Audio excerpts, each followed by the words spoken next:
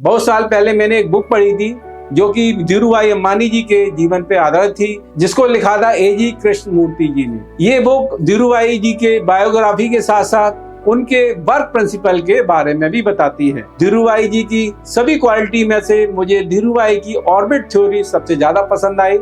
उस थ्योरी को मैं आपसे शेयर करना चाहूंगा। धीरूभाई जी के अनुसार हर व्यक्ति अपने एक ऑर्बिट में पैदा होता है। अगर यह उस व्यक्ति पर निर्भर करता है कि वह व्यक्ति उसे ऑर्बिट में रहना चाहता है या नेक्स्ट लेवल ऑर्बिट में जाना चाहता है।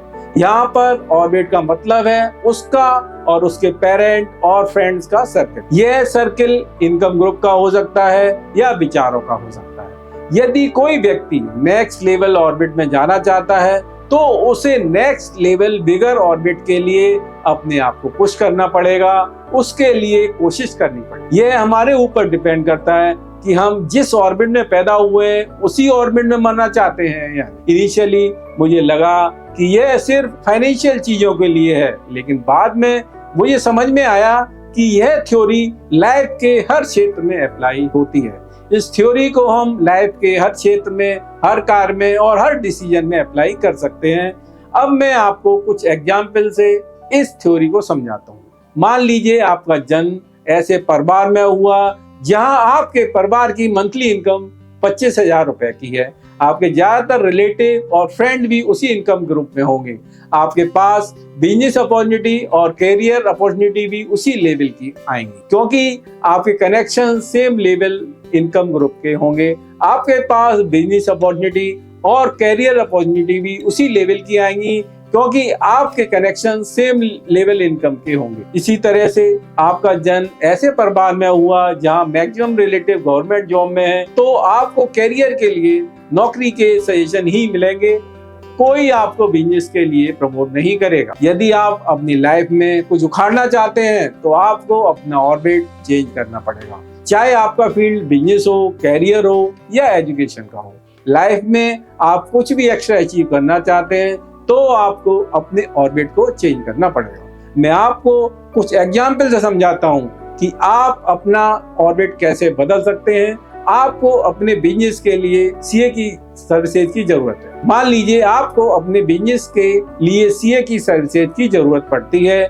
कुछ बिजनेस ओनर सिर्फ अकाउंटेंट की सर्विस से ही अपना कार्य चला लेते हैं। धीरूभाई जी का मानना था कि यदि आप अफोर्ड कर सकते हैं तो अपने से ऊपर वाले सीए, बिजनेस कंसल्टेंट, एडवोकेट की सर्विसेज लें, जिससे आप अपने ऑर्बिट को बदल सकते हैं। नेक्स्ट लेवल ऑर्बिट वाला फ्रेंड, बिजनेस कंसल्टेंट और सीए ही आपके नेक्स्ट लेवल ऑर्बिट में के बारे में बताएगा। नेक्स्ट लेवल ऑर्बिट में ही आपको नेक्स्ट लेवल की बिजनेस या कैरियर की अपॉर्चुनिटी मिलेगी। नेक्स्ट लेवल ऑर्बिट के लोग आपको club, business seminars, business meeting और बिजनेस एग्जीबिशन में मिल सकते हैं। लेकिन जब आप अपने ऑर्बिट को बदलना चाहेंगे तब आपको कई परेशानियों का सामना करना पड़ सकता है।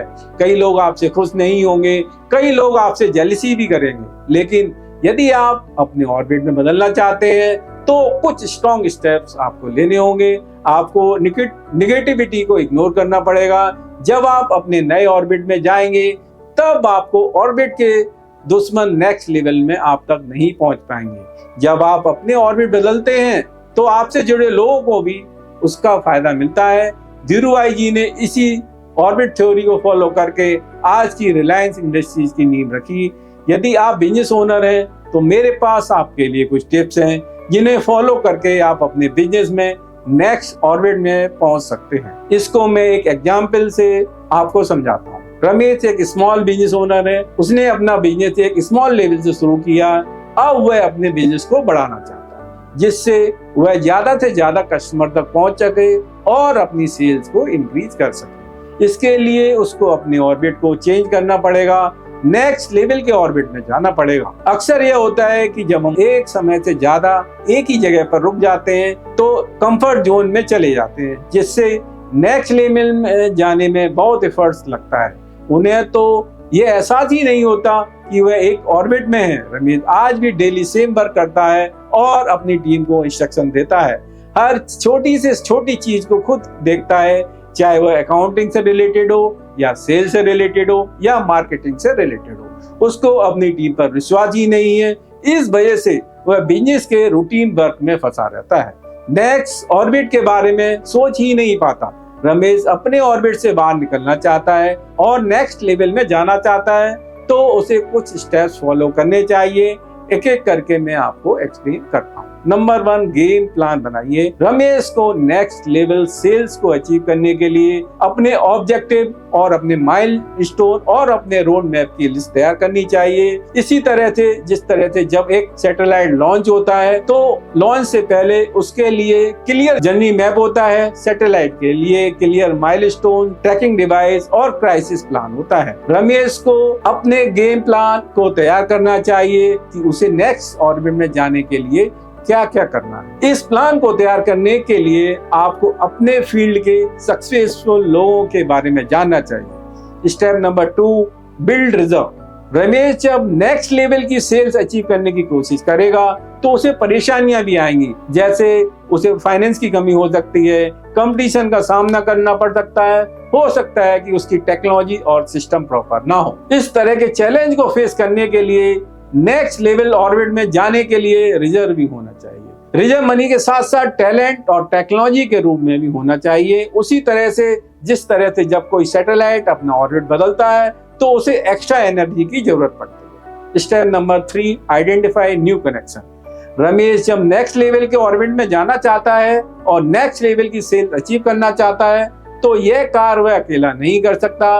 इसके लिए उसको अपने कनेक्शन आइडेंटिफाई करने पड़ेंगे और नए अलायंस ढूंढने पड़ेंगे और जो उसे नेक्स्ट लेवल ऑर्बिट में ले जा पाएंगे। रमेश को नॉलेज गेन करनी पड़ेगी और अपने फील्ड अटेम्प्ट से सीखना पड़ेगा। Step number 4, continuously maintain new connection. Ramesh के लिए यह जरूरी है कि यदि एक ऑर्बिट के बाद नेक्स्ट ऑर्बिट में कंटिन्यूअस बेसिस पर आगे जाना चाहता है तो उसे कंटिन्यूअस बेसिस पर न्यू कनेक्शंस और अलायंस करने पड़ेंगे। इस बुक को पढ़ने से पहले मैं बहुत साइड नेचर का था। लोगों से घुलने मिलने से मुझे अनकंफर्टेबल फील होता था। सक्सेसफुल लोगों से बात करने में कॉम्प्लेक्स फील होता था। नॉलेज और एक्सपीरियंस लोगों से बात करने में डर लगता था, इसीलिए मैं उनसे दूरी बनाकर रखता था। इस बुक को पढ़ने के बाद मैंने रियलाइज किया कि मैं कितना गलत सोचता था। अगर आपको आगे बढ़ना है तो आपको सबके साथ घुल मिलकर उनसे राय लेनी चाहिए, उनको सीखना चाहिए, ना कि अपने डर और इनसिक्योरिटी को खुद पर हावी होने दें।